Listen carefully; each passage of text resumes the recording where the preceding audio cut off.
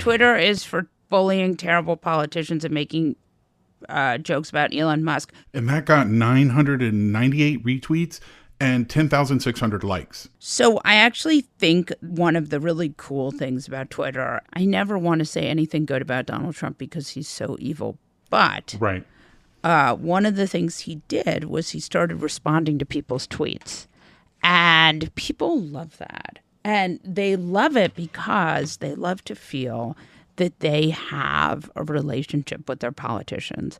And so even though he retweeted the most base and disgusting stuff, it was actually, I think he did it because he's pathological, but also because he's very self-destructive.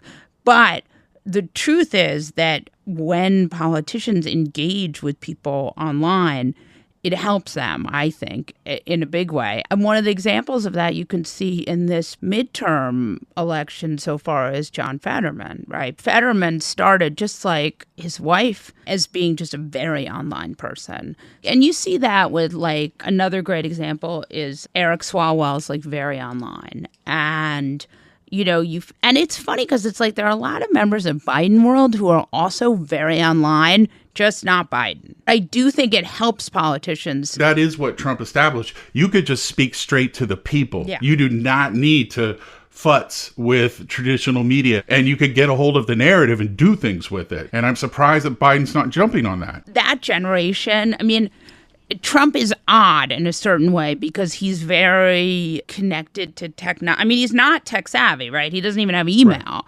Right. But he is, and he doesn't text, and he's quite weird about a lot of things. Probably a crime boss. But he does have this kind of savvy when it comes to engaging with people on the internet. I think why it's good is because we now have a world where you really can talk to your politicians and also bully them, as well you should. I mean, what's interesting is the Biden administration, they are very reactive. So, for example, if people get hysterical about something, they do it. And that's actually quite a good quality. I remember you were one of the early advocates